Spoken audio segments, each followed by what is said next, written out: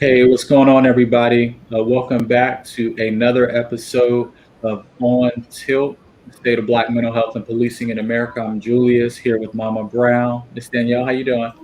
Hi, I look so low, Julius. Need to sit down a little Yeah. bit. You know why? Because I'm trying to get the backdrop of the beautiful location I'm in. And I'm just so grateful to be able to go live from the ocean side. And so that's why we're going to end up getting all rail. That's okay. How has your time there been? Good?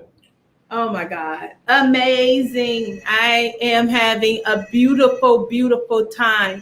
The problem, if there was one, is that I woke up this morning to hear about a tragedy that happened in Florida. And I found, and I started praying for the individuals when a building collapsed not too far, from a location we were in Miami-Dade County. So North Beach. So I'm praying for being here in Florida. I'm praying for the families, because some of them were vacationers. So I'm praying for the families and that they find and recover more bodies that are alive than not. Absolutely. Yeah, we'll definitely send up some prayers for the You heard family. about it? I saw it this Wow. morning, but I didn't read it. I was like, waking up and it was the first headline I saw, but I didn't read the full article though.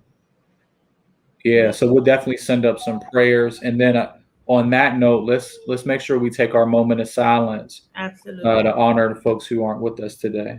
Absolutely.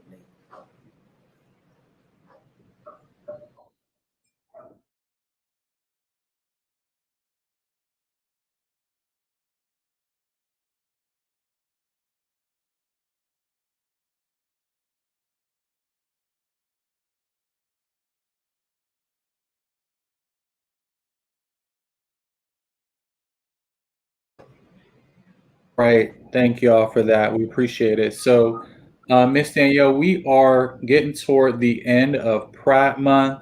It's also Men's Health Month. We talked a lot about that as well. And we are right off of the heels of all things Juneteenth. We had so much, just all across really the globe that has been happening with regard to Juneteenth. And just honoring it, uplifting it, celebrating it, really raising people's awareness about the importance of it. And we've also seen some challenges, right? Some people like celebrating Juneteenth, but not really supporting the liberation of Black and Brown folks, and are still trying to suppress our voting rights and just still trying to silence us as a Absolutely. people overall. And you took the liberty of bringing in a phenomenal guest for us today. So I'll let you do the introduction. Well, her name's Gabrielle Gray. She's dynamite. She's been on our show before. But when it comes to, like Julia said, the liberation of our people and the fact that we just celebrated, I know as a federal employee, I was given the day off for June the 19th. So I am, you know, understand how, it can benefit, you know, by recognizing such a period in time. However, unfortunately, is not to celebrate being able to get the day off. That's not what it's about when we're still one of the most suppressed race, that exists. And there's still no, no, Julie's come back again, reparations. We still need that, you know. So we still have a lot of work to do. We still have a lot of work to do. So it's a stepping step in the right direction, but we still got a long way to go. But we're grateful that this administration, at the very least, recognized, and did create a federal holiday for it. So we are appreciative of it.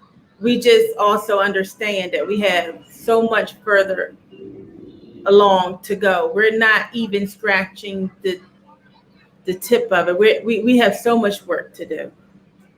Definitely. Did you want to bring Gabrielle in with Yes, us? I did. Gabrielle. So she's going to talk about liberation of Black and Brown people. And we're excited to have her, but I'm waiting for her to pop in. There we go. Gabrielle, welcome.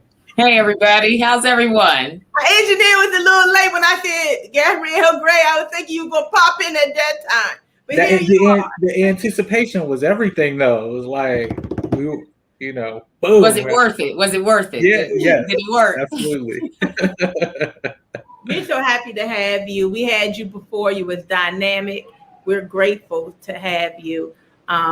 So welcome. And we are excited for the wisdom that you're going to share with us, enlighten us with. Oh, wow. Tell us a little bit about who you are. Well, and how you've been doing since the last time we seen you. Right. Yeah, since the last time. I can't even really remember. That was a while ago, Mama Brown. It was like last year. It was in the wintertime. Was it in the wintertime? Okay. Because not right now where we're experiencing this nice weather. Right. And I think I'm still COVID jet lagged, but I'm getting back in the real time. So my memory is all jacked up. But since, the last time, things have been opening up, right, in our economy. I got my first dosage of the vaccine. I have to go get my second dosage of the vaccine because I was not comfortable, right, with the vaccine and Project Warp Speed, and people are still doing clinical trial studies, and you're trying to open up the economy, but we're still spiking. Not everyone's vaccinated.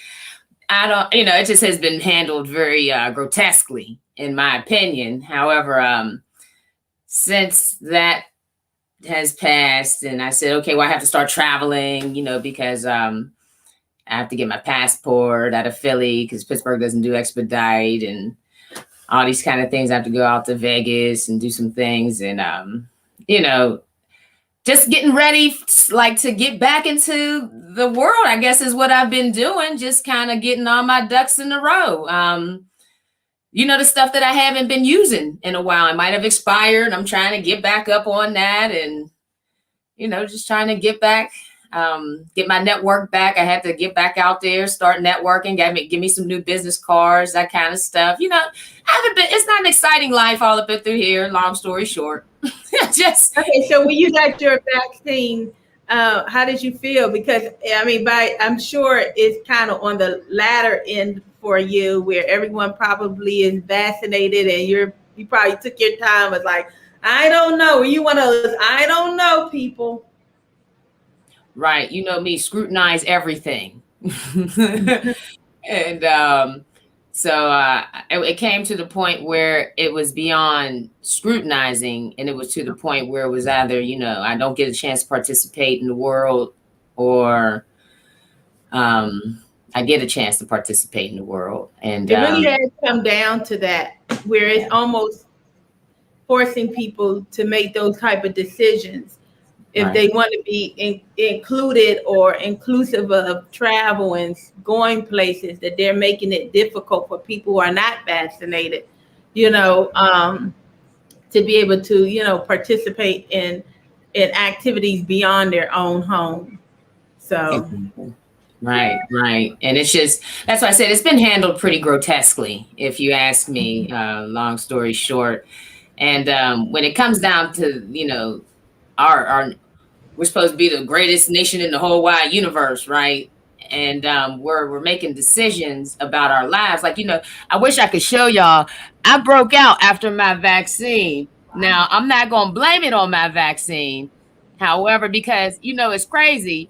It's only where my mask is. I'm not broke out nowhere else, right? So, and then also, I stage managed Juneteenth. So I was out in the heat all last weekend. And it may be that it was a lot of different variables, right? So again, you know, it was too many variables for me to even try to go take those variables with me to sleep at night. I just had to let those variables go, put me some vitamin E on. If it gets worse, I'll go to the doctor and blame it on the vaccine. But if it gets better, we'll just blame it on the heat. So share with us. You just mentioned that you were busy doing an event for Juneteenth. Tell us a little bit about that.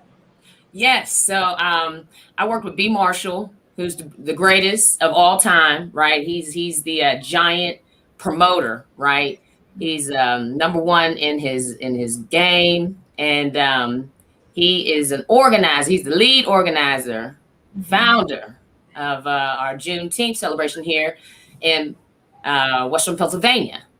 And so this is the 7th, I do believe, annual Juneteenth celebration that we had here in the city of Pittsburgh. And we had all kinds of performers, all the way to Raheem Devon, to, oh Lord, the Ohio players, to all kind of wonderful. Oh yeah, it was amazing. About this game? Oh my goodness. I mean, because it don't top where you at. I'm looking at your background trying to figure out where you at. What's going on in your world? I might want to be here. You know, I'm half vaccinated. Where you at? I'm about to get my passport and look out of town.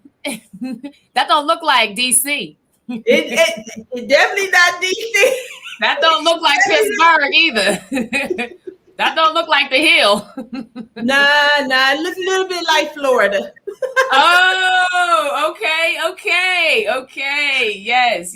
I don't think it was, you know, what you're experiencing is something totally different. You got it going on over there.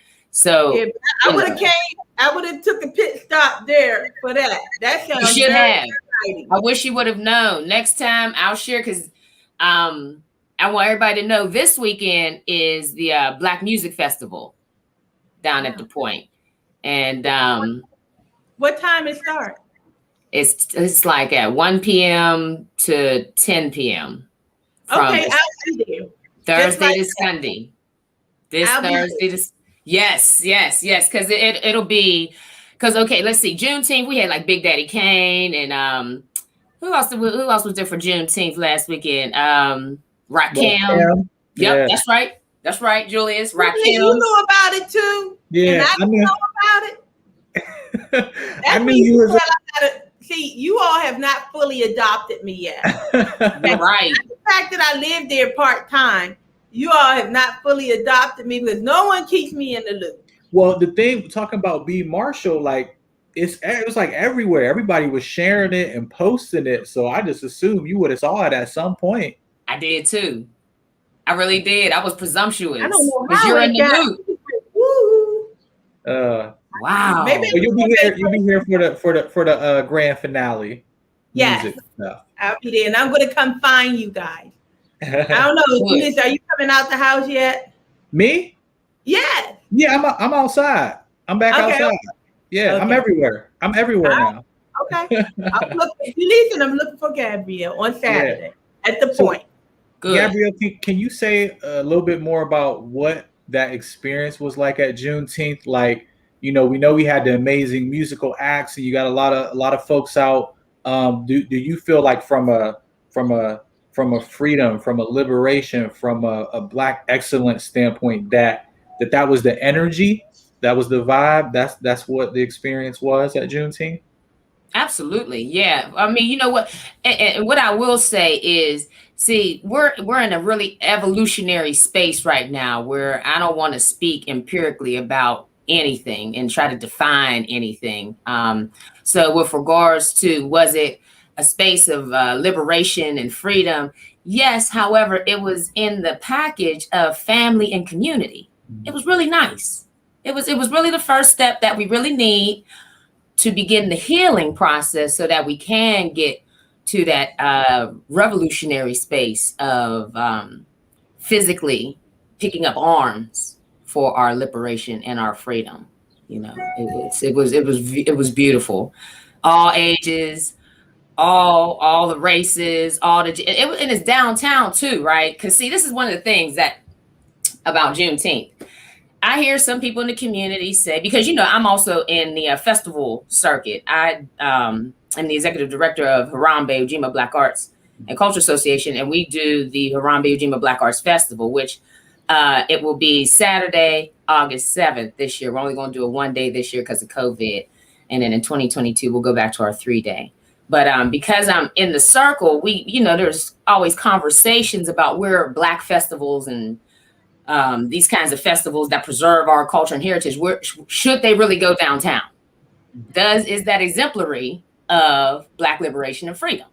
You see, so when you have something like Juneteenth, as big as Juneteenth, that has participants as far as Ohio to Maryland, right, and everywhere in between, all kinds of vendors from everywhere, and there is a debate in the Black community. It's not a very deep debate that's creating a deep cleave for now. However, I do hear about the commercializing of Juneteenth, and I'm starting to see the cleave deepen. So to address what I'm hearing now, and I want to make sure, because this is a live broadcast, to keep it in perspective, this is not a deep argument just yet about the location of Juneteenth. However, I have heard, some pillars of the community saying that it should not be downtown. It should be in Black communities, such as the Hill District and Homewood. So that's a tough one, because I liked it downtown, because you got to say hi to all the little rich CEOs and say, hey, we got the day off, y'all. It's passed in law. You see what I'm saying? Now we are in the space where we're in your legal environment, white people, white CEOs. You see what I'm saying? Now we're downtown. Now we're making our mark in y'all's territory, right? This is this place where they definitely don't want no Black people. It's downtown Pittsburgh. And that's what makes it so beautiful to me if you traveled to Pittsburgh during Juneteenth, you would actually think Pittsburgh was a diverse city, just because Juneteenth is downtown. Absolutely. So absolutely. While I do understand, our pillars of the community who want Juneteenth to be in Black communities, I see no problem with it being downtown, because also B. Marshall has it in multiple places. He had simultaneously, I have no idea how he did this. This is why he's the best in the whole wide game, right? There is no game without B. He's the architect. He had Juneteenth at the Point downtown, and he had Juneteenth for the babies and the grandparents at Mellon Park and Shadyside. Wow. That's a whole nother set of partnerships. Then he had something going on in the Marne Valley. Wow. That's a whole nother set of partnerships. All that happened on the same day? All in the same weekend. Not that one night. This ain't no 1 day thing. This was a 3-day event. Well, I didn't know about any of it. I'm like, I bet you you're going to keep bringing that up to you. Well, I didn't know. I know next year. Well, I didn't know nothing about it. So amazing. Like, that just seemed so freaking dope. Like, it's the most amazing experience ever. It was on fire. It was amazing. I want to be a part of amazing things.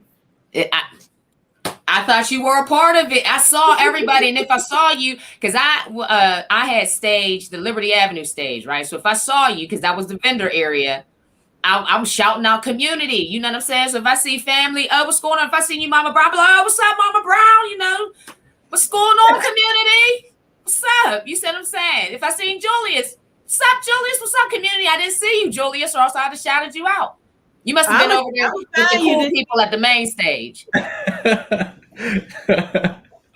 So can we? You said there was an eclectic mix of people, all different races and ethnic backgrounds, and I know there's different perspectives on that too, right? So it's like this is supposed to be about us and about our time with family and loved ones, and having that fellowship, so that we can move forward as a collective, right? Mm-hmm. And you see a lot more white people celebrating Juneteenth, and what was that like? Was that something that you were just like, everyone's like, yeah, like white people are here, it's Juneteenth, it's a celebration, we're all locked in arms, and this is good? Or is there like any tension around that, around like now what's supposed to be a space for Black and brown folks is now being dominated and could be viewed as commercialized by white folks? That's a really great question. However, I did not see that, and I was at the stage that was in the market space where all the vendors were, right? So they weren't mad at all when the white people were spending that green money. You see what I mean? And supporting our Black economy. And that's what makes Juneteenth, that's what makes the way B does it so genius. Is because, and that's also why I'm honored to be a leader in this great Harambe legacy, because Harambe is Pennsylvania's oldest Black Arts Festival. It is 54 years old this year. And so we don't have nothing Black that's 54 years old, right? And then you got B. Marshall with his Juneteenth, and in 7 years, he was able to get legislation passed to give people days off at the county and the city level. Wow. So that speaks very highly of festival work, right? And the resiliency of festival work and of pop-up work and being nomadic, and how that is original to our African traditions, right? Including trading and bartering with other cultures. We've always been like that as melanated people who we civilized them to do business with them so that we could expand our civilizations, you see? And so it's not new to trade and barter and do business with other cultures. We've been so far removed through chattel slavery in particular, and we are going through post-traumatic slave syndrome. So now there's this great distrust, and things have been mythified, such as our very flourishing melanated economies that we had globally. We had super civilizations, right? And so now we are very afraid to even say hi to each other, let alone other cultures. But that's totally inorganic to who we were and who we really are. We are the world. They are us. We take care of them, right? But because things have been turned inside out and upside down, and we're seeing the world through a different lens, we oftentimes look at white support now as a conspiracy. You're an agent. You're bringing in the enemy into the camp, when that was not the case at all at Juneteenth. And in particular, when white people were asking me, especially the senior white people, they were hearing the entertainment and they were dancing, and they were like, well, what's this? And so I would break it down to them what Juneteenth was, and it was the day that the slaves who were in Galveston, Texas, found out that slavery was abolished and you are now free, right? And I share that story with them to let them know that we, as descendants of slaves, are still in the struggle for liberation and freedom, because we are still in the fight to be 100% citizens who have a 100% right to vote, because of the history of the right to vote. See, the history of the right to vote was land. See, even white people didn't have the right to vote back in the 1700s. Not until the Homestead Acts of 1862 and 1868. And that was after Abraham Lincoln had signed the Emancipation Proclamation in 1865. So you have a whole period of time when Abraham Lincoln and I want to say Andrew Jackson pushed land into the hands of white people through Homestead Acts. And this land was not even their land. And the reason they did it was so that they could have a right to vote, right?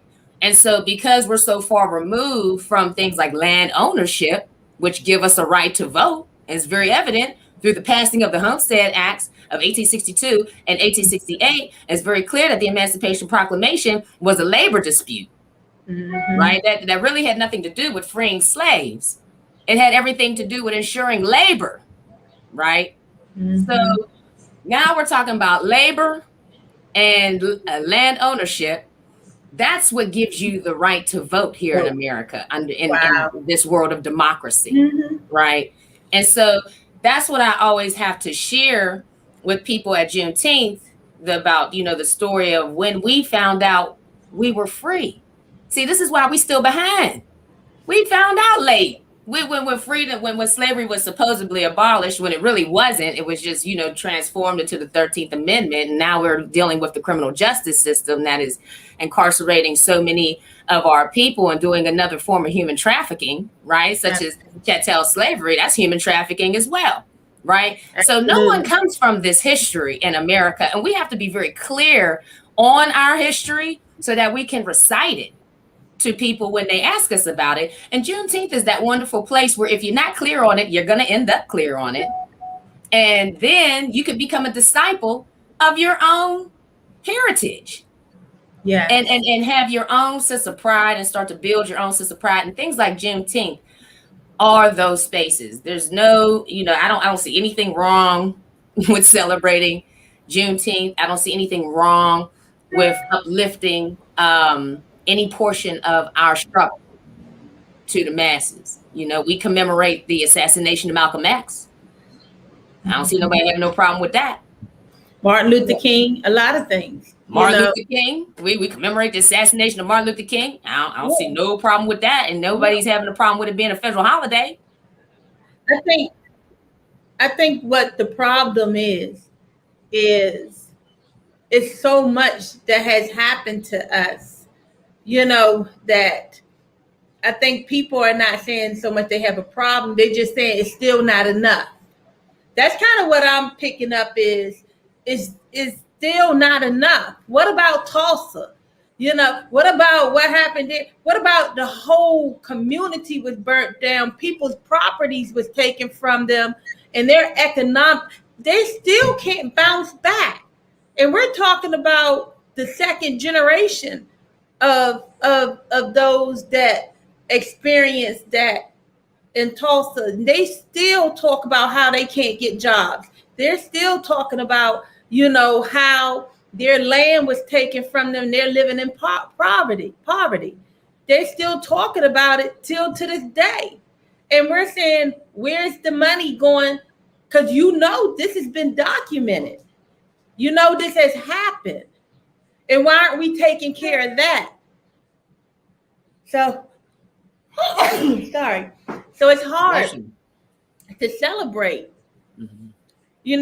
I think when you think about righting wrongs, I think people want to see more action. We want to see you to stop killing us. We want to see you stop,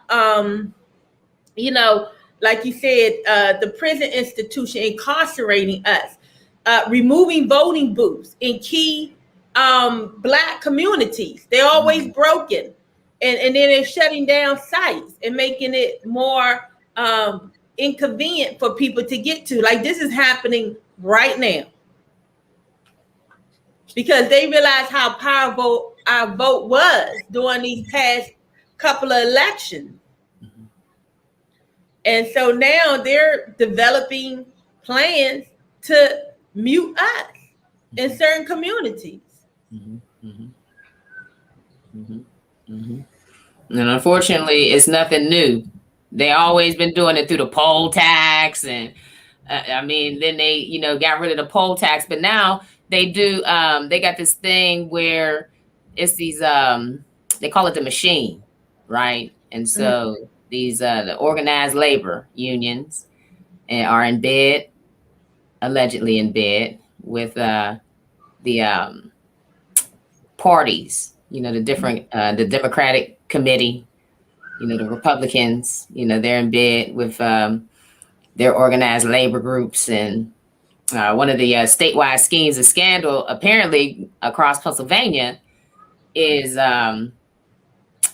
organized labor in bed with the PA Dems, right? And the PA Dems intimidating candidates and telling them you can't run or else you won't have no job. We'll make sure that you and anybody who work on your campaign will never work in whatever city again. You see, so this is how they're doing it now. It's not a poll tax, right? But it's through these PACs, right? These political action funds. Y'all had one just recently happen in Pittsburgh. Did we? With the what was it, the DA? Oh, what you mean with Gainey? Oh, yeah. I forgot about that. The mayoral scandal. That's right. But that's what I'm talking about. You see what I'm saying? Now, let that be somebody white, right? Like your girl, who her husband, he just got locked up. He's in prison. She was running for Supreme Court. Who's my girl? Your girl, Pennsylvania. She her name is McCullough, and she's running for Pennsylvania Supreme Court, right? But she didn't win because the Republicans did not endorse her because she got that scandal where her husband is in prison because he was raising campaign dollars for her, but it was through his nonprofit. So, that's the new machine now, is this whole political action fund and these party committees, and they get together with organized groups such as the union labor groups, and the union labor groups act like they're mafia foot soldiers, right? And they go out here and they intimidate everybody and then some, and they use coercion, intimidation, bribery. I mean, every single crime, right? Every single offense they're committing left and right, and again, they're not getting any consequences in the courts. No one is taking them to court at all, because really what they're doing is not illegal. They're trying to pass a law. It's called the let me see, I think it's the Fair Act law that they're trying to pass to change the way they do the elections, because the elections are corrupt, right? But when you talk about liberation and freedom, you have to look at things like elections. You have to. You can't afford not to.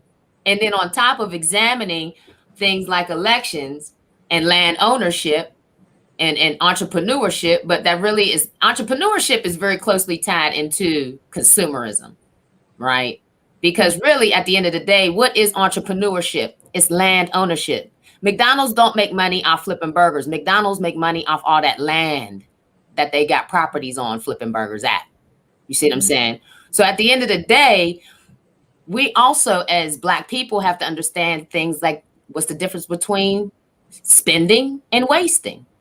We don't really clearly understand what those concepts mean. We don't understand what being a landlord means, right? And what does investment really mean? We don't comprehend what we don't really understand money. I mean, we are so behind when it comes to that. And let me link in. I know this might be a little kind of weird link in, but let's talk about the mental health when you talk about we Black and brown people not really understanding the value of, land ownership and entrepreneurship, and, how we spend our dollars, where we spend our dollars. How much of that is tied to what we've been taught in our mentality, our whole mental health around just financial education, around, just the whole financial economy? We don't know.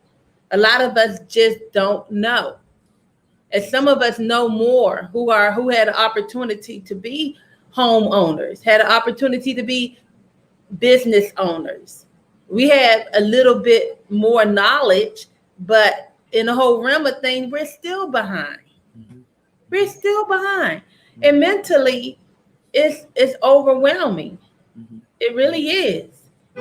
Because the minute you try to get up, a leg up, there's another set of obstacles and systems that remind you just who you are.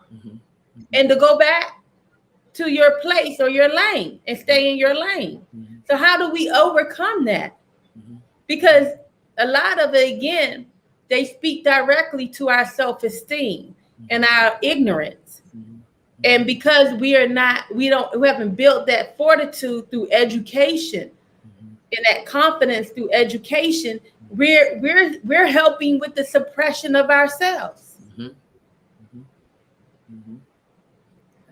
I 100% agree with that. I know for me, you brought it up. It's education. It's get your read on. You see what I mean? Get your read on. Know your stuff. Know your enemy. Know if you even have an enemy. You see what I'm saying? Know where you live. Know your environment. Know these laws that are being passed. Now, I'm not saying, be all like me and consume your whole life with it. However, it is your life. Come on. You can't run from it. You could be in denial somewhere if you would like. However, we live in a racialized colonialist state. Whether we like to admit it or not, we are governed by imperialism. And that is out of NATO and CENTO and all of those other alliances, the G7, the G20. They have their little imperialist meetings. And, children of Rockefeller and Rothschild and, all these multinational corporations that have been passed down from generation to generation to generation. We're not a part of that structure at all. At all. That's their structure. The structure that in Berlin, this is the same structure that at the Berlin Conference, I want to say it was in 1886, whenever the Berlin Conference was, just look up the Berlin Conference. That's when they divided Africa. And it said, okay, here you go to the French, and then the Italians can have some, and then the British can have some, and then the Germans can have some. That's what World War I and World War II was all about. The reallocation of colonialist resources that ain't got nothing to do with us. That's why the Vietnamese was telling the Black people, this is not your fight. Why don't you roll up out of here? But we steady in war because they steady got military bases everywhere trying to tell us, no, we're in war because we want oil, or no, we're in war with them because we want their gold, or whatever it is that they want. No, you're not in war with them because of that. You're in war because you want to put your military base in this country. And then you won't call it liberation when it's not. It's more imperialist structure, thusly concealing its power and control over all of us globally. Until we educate ourselves, though, on this environment that we're in, like you said, we're not going to have the confidence. We're not going to have the stamina, right? Because it's going to be that cognitive dissonance that we're constantly going to be battling against and constantly be wasting all of our energy. And not really wasting. You don't really waste nothing in life. It's all used, right, for a reason. But it's a distraction. I like the word distraction. We're not really wasting. We're being distracted to other areas, almost like someone has sat there and did homework and did data and gathered information and said the best way to distract this race of people is to do X, Y, Z. And so we get distracted, and our energies and our fight goes in places really that I believe doesn't make much of a difference outside of give us the tools so we can educate ourselves so that we can become. See, when you keep the secrets and you keep the education from us and you give us the leftover information, the leftover books, the leftover resources, when we're always getting the hand-me-downs of America, I sometimes like to believe, then we constantly find ourselves, we got what liquor stores, strategically located in Black communities. They moved us and wanted to keep their eyes on us, so they gather all of us into inner cities. We weren't allowed to live in the suburbs. Now they want us in the suburbs, and then they taking over the inner cities. It's crazy, but if you look at it from the outside in, it's all seems so systematic and strategic. Like, how is it that we're always lagging behind? But it comes back to, like you said, just not having access to the educational tools. Now, you just shared some books. We could pick up one of those books, but we could read it.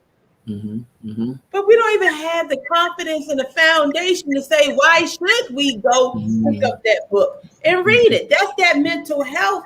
People think mental health is just emotional. Right.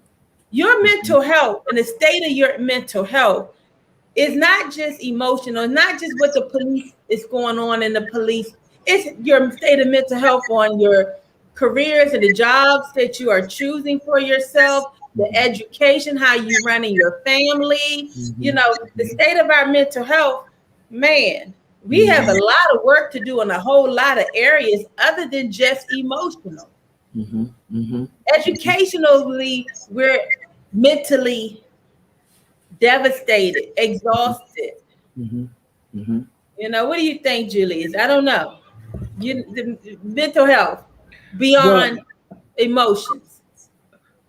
I want to address something I think that Gabrielle said earlier that I think is connected to this. I'm gonna try to connect some dots. Is that people? I'll speak for me, right? You look at Juneteenth and you get the celebratory component of it, right? Because it's like you have all these folks coming together and the music and the fellowship and the food, but inside of it, right, is that like that family stuff, and it's that.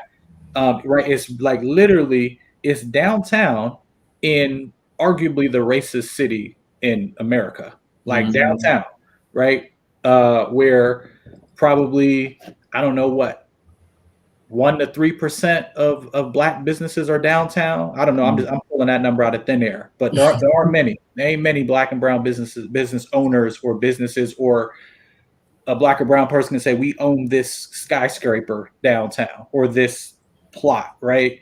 So being able to do Juneteenth in that location, where you have all these different folks from different racial and ethnic backgrounds coming, and they get to experience, like you talked about, Gabrielle, you talked about you know, sort of like entrepreneurship. They get to experience like young and old black entrepreneurship and different kinds of products, and really put their money directly into the hands of a black person who created a product or a process or service or something.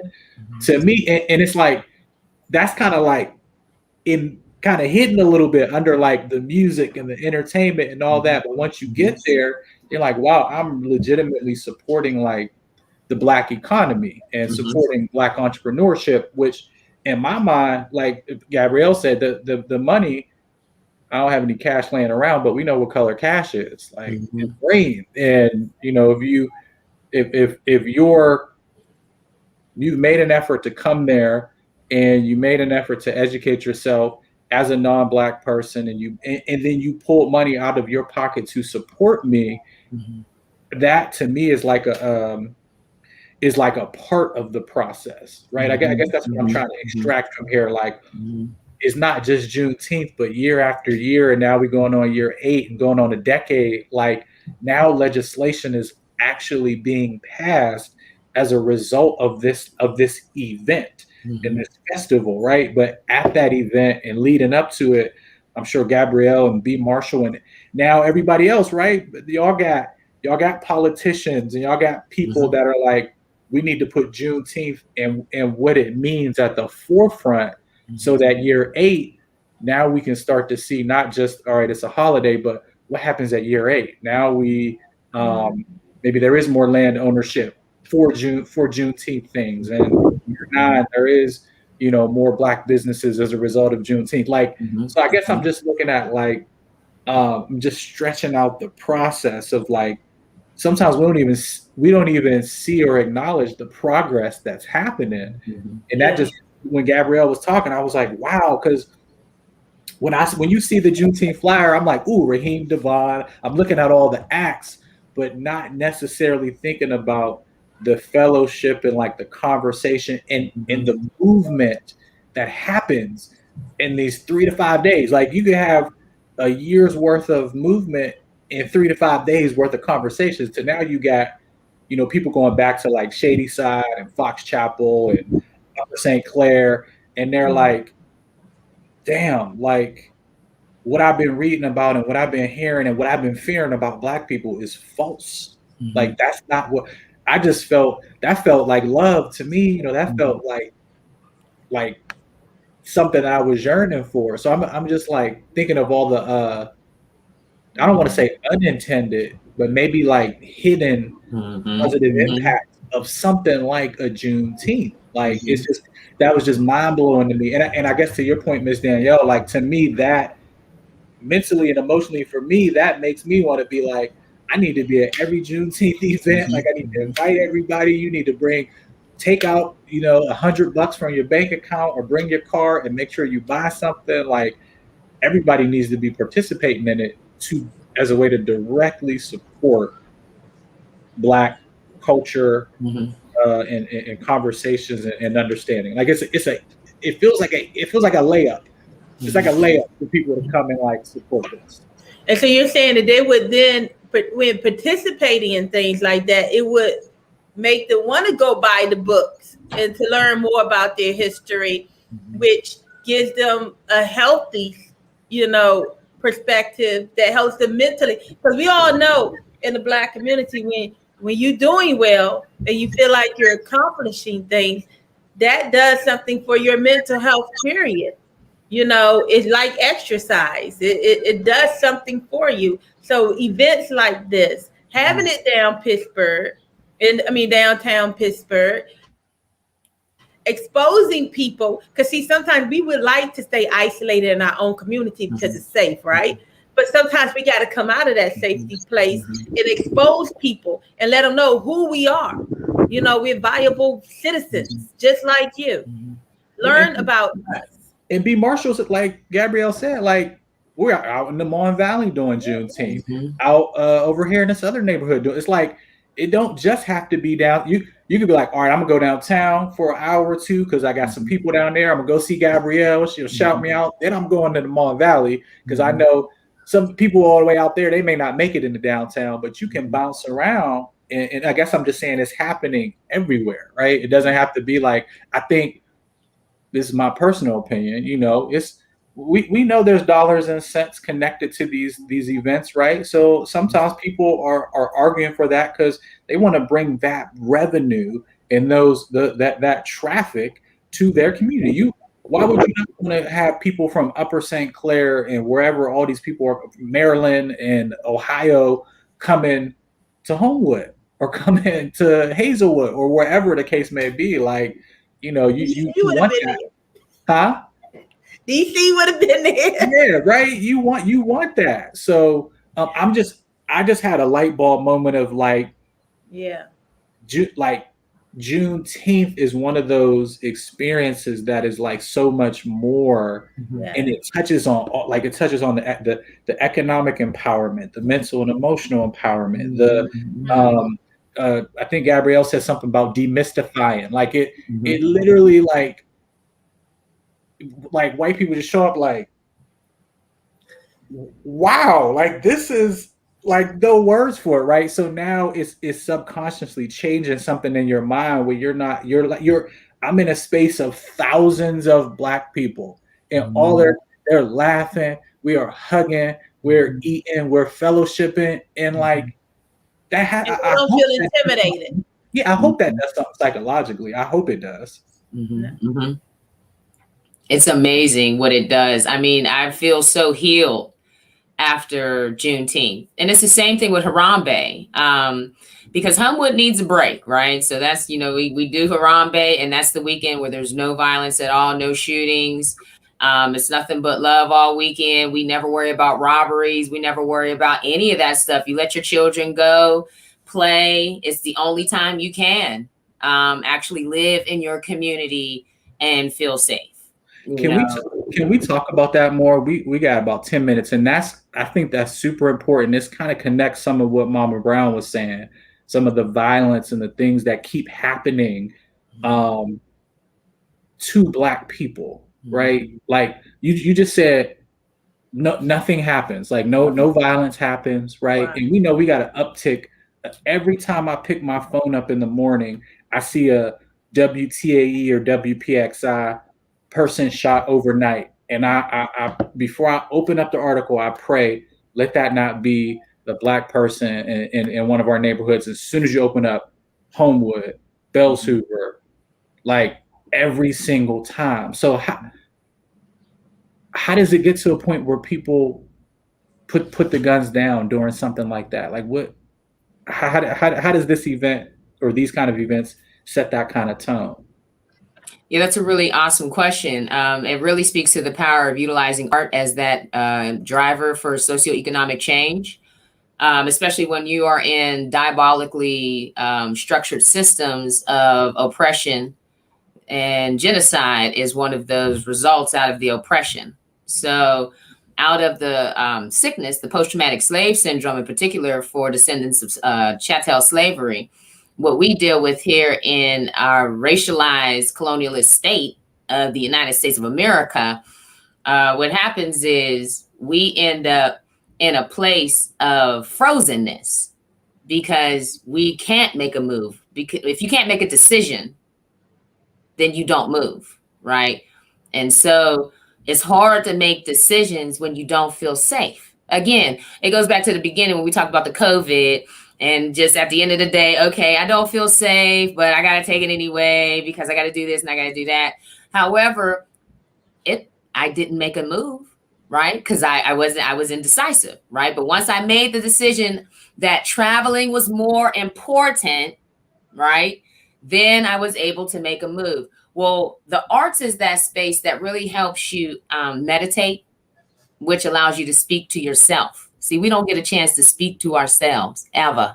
We're always speaking and it just goes through one ear and out the other because we got so many other voices. We got the kids here and we got, the boss here and we got COVID here and we got PUA assistants here and my PPE here and we got all these things. I got my phone bill here and all these things are here, right? I got to get my vaccine here. And so we really don't get a chance to hear ourselves. So COVID was really one of those blessings in disguise as the silver lining. I really do believe that a lot of us got a chance to speak to ourselves finally and hear ourselves, right? We gave ourselves that space to actually listen to ourselves.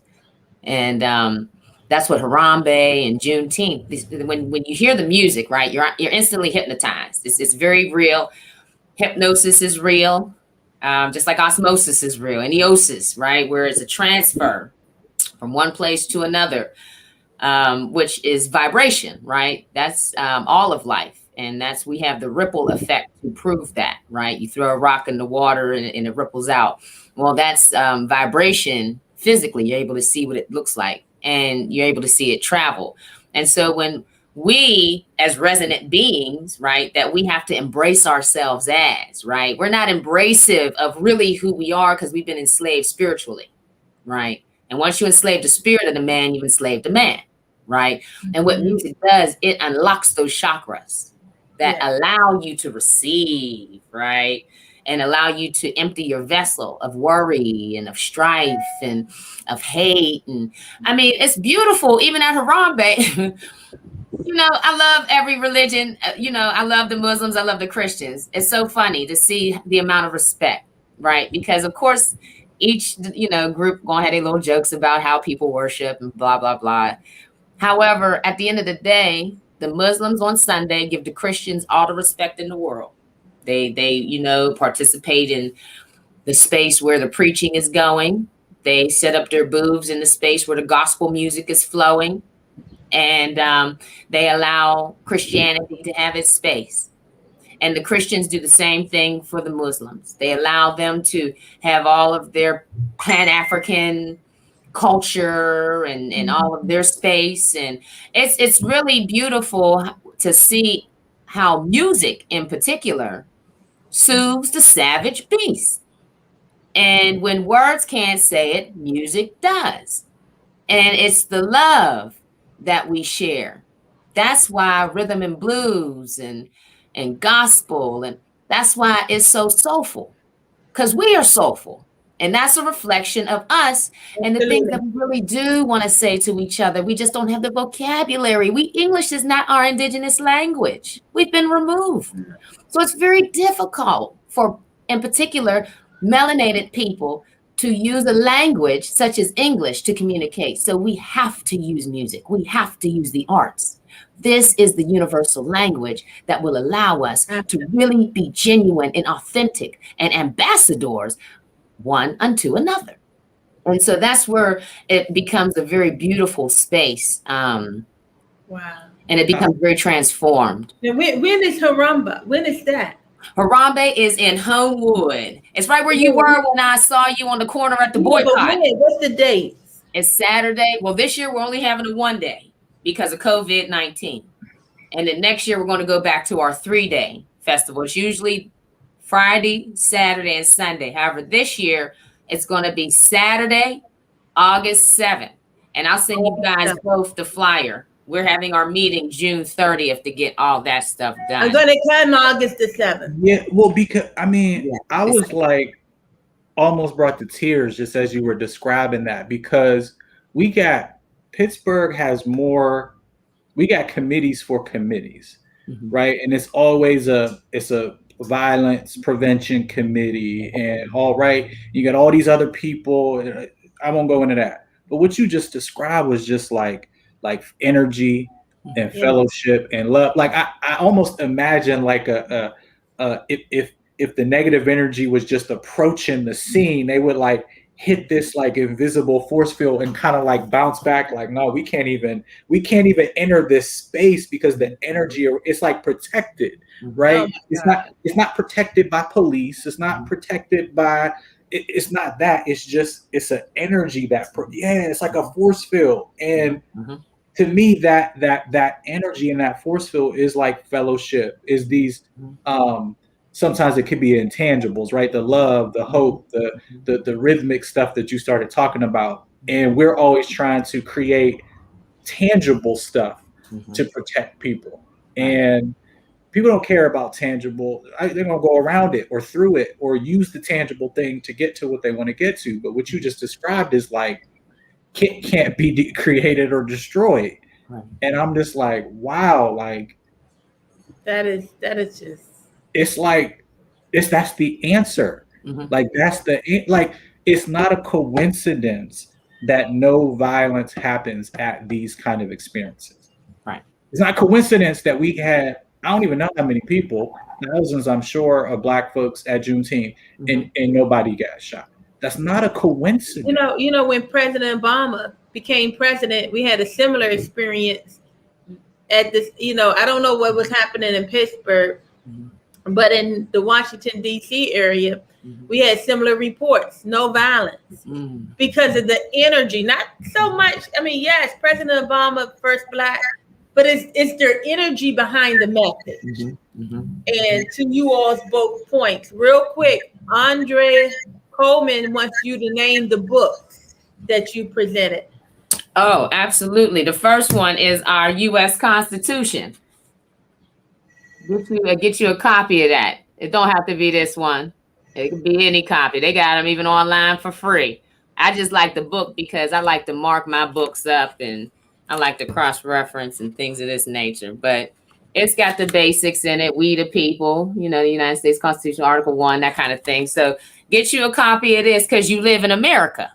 So you want to know how America functions and the operations of America. So you got to get you a U.S. Constitution book. It's like your handbook for America. So that's the first handbook you want to get. Then you want to get your second handbook. It's about revolutionary warfare. This was written by President Kwame Nkrumah. He's founder of modern Ghana. He's the foremost leader of the African Revolution. And this book is my new Bible, actually. It breaks down into detail all of the strategies of warfare. I'm just going to read the quote.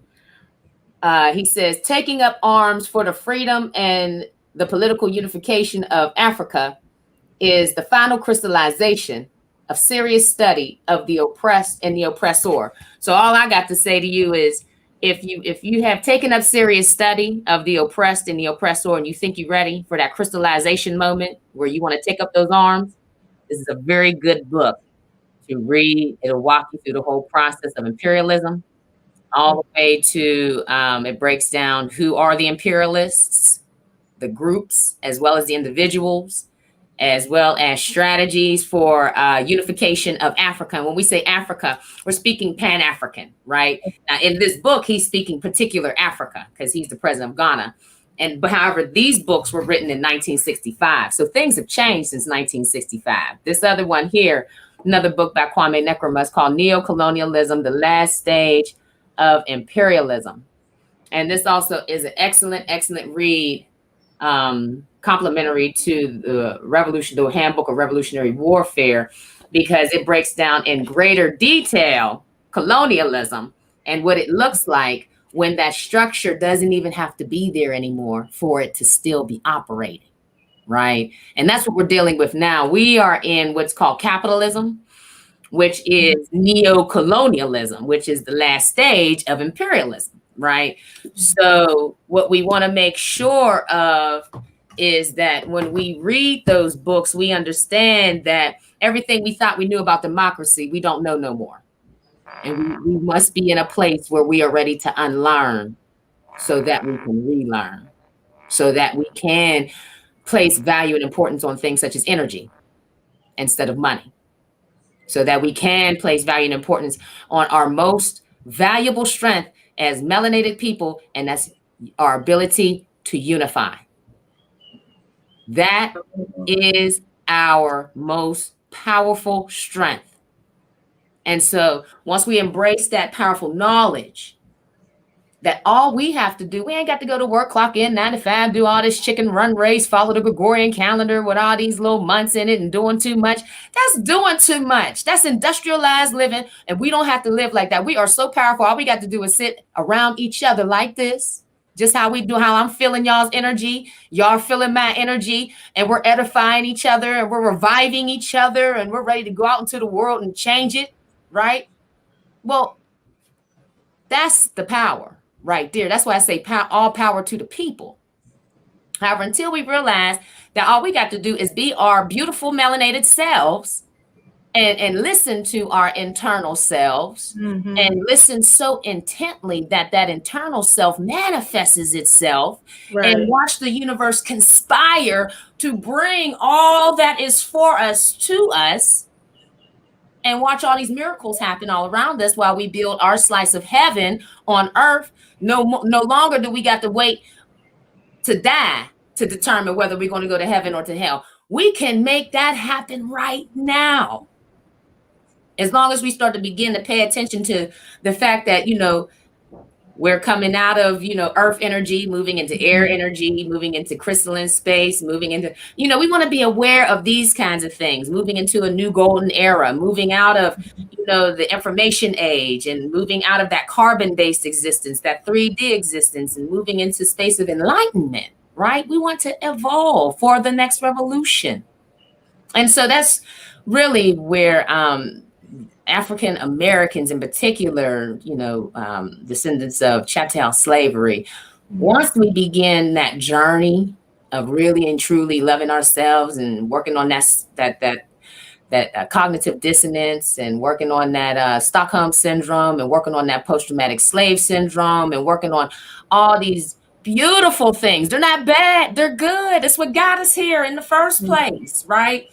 And once we embrace our traumas and bring them to places like Juneteenth and Harambe in this show, right? Just begin to create healthy places for authenticity, and this, then I feel like this is the right track. Absolutely. We're past our time, but I want to make sure we recognize our viewers that have contributed to our discussion today. Andrea Coleman, she still wants to know, I guess we need to hold the books up so that she can write it down. She said, can someone who is not talking name it in text? So John, Handbook of Revolutionary Warfare by Kwame Nkrumah. Am I saying it right? Nkrumah? Nkrumah. Huh? Nkrumah. Okay, he's doing it now. Okay, great. The next book, he got that one. For the next book is Same author. Same author. Okay, he has that book. Okay, he wrote that in the thing. Andrea. The books are there in text now. Hopefully you can see it. Okay, we got that one. And then the last book is the U.S. Constitution. Yep. Declaration of Independence, Bill of Rights and Amendments. And then we also want to give a shout out to Capri Scott. She said she loves all of this. And she said, that's Pittsburgh for you. We don't venture out. But guess what? Actually, Caprice, listening to Gabriel, we are venturing out, right? We are. So you have to be like me and get in the know. Because it's happening. She already talked about an event that's coming up August the 7th. She talked about an event this weekend at the Point. So guess what? We're going to venture out together. Okay, Caprice? Come find me. I'll be at both events. All right. Any last remarks, Julius? I'm on fire right now. Like energy. You can't. The energy is real, Gabrielle. I mean, you brought authenticity. You brought truth. Yeah. You brought understanding, and zooming out. You helped me zoom out to really see the full breadth and depth and significance of Juneteenth and all that came before it, during it, and what will come after it. So I'm ready to just go support like a Black entrepreneur and do like spend some time exploring art with little Black kiddo. Like I'm just thinking of ways to like go to Nikki Joe's art gallery if you haven't been yet. Shit, I bought so many fabulous things from her art gallery. Like her art gallery really is really nice. And guess where it is? Downtown Pittsburgh, folks. And I'll say this is my final thought that's inspired by that. Camille Scantling runs Cocopreneur, so it's a Black business directory. And one time Camille posted something on social media that was like, even if it inconveniences you, because it likely will, support Black businesses, right? Because you can go, it's like, nah, well, I need Amazon because it's gonna get here, and I order it from Amazon now, it'll be here in 5 minutes. Well, maybe it might take you to go out of your way to wait, a few days or whatever the case may be. Right. Get comfortable with inconveniencing yourself to support Black businesses and retrain your mind to think about that, as opposed to, admittedly, these sweatpants I got on are from Amazon, but I'm sure I probably could have went to Ikewear and got some sweats from Ikewear, Ujima. Right? Ujima. I could have went anywhere, but because COVID was happening, let me get some sweats real quick. Amazon inconvenience yourself to go and support Black businesses, Black people, not the business, the person. Support them. Mm-hmm. Mm-hmm. And find out what your real estate. Find out. I like real estate. That's my thing. I've owned several properties, and one of the things most people don't know that their buying power. Like they just feel like they just can't own and they can't qualify. And I'm like, well, why do you say that? And they said, because I know how much I make. And I say again, so you're telling yourself, you're qualifying your own self. And at the same time, you're telling yourself who have no experience in this area that what you can afford and can't afford, when the reality is you might just can qualify. Little different behavior, how you spend your money. Some things you might not can do as you go. You might have to do a year or get your credit score or paying bills on time. But you can just be that person to be a home owner, a property owner. Stop talking, like you said, that negative talk. Stop that negative talk, because it's not coming from anywhere but your own what you're saying to yourself in mental health. Know your spending power, know your buying power. And like Julius has some more revelations. You know what? I could just go on Central and pick up a pair. You know what? I got to get a gift. Why go to Target when I could just go to Ujima? Why? You know what? Date night. Let's just go have dinner and then go by Nikki Jo's for art. You know, she's always doing something there. I mean, Gabriel, I'm missing others. Please share. But I agree. Yeah, absolutely. It's time to tap into our own power. And that's why I said COVID was really that great space where a lot of us started our own businesses. I just saw a report where people are not entering back into the employment space anymore because they started their own business. They used their PUA and opened up a food truck, or they used their PUA and now they do hair, or now they, you know, whatever.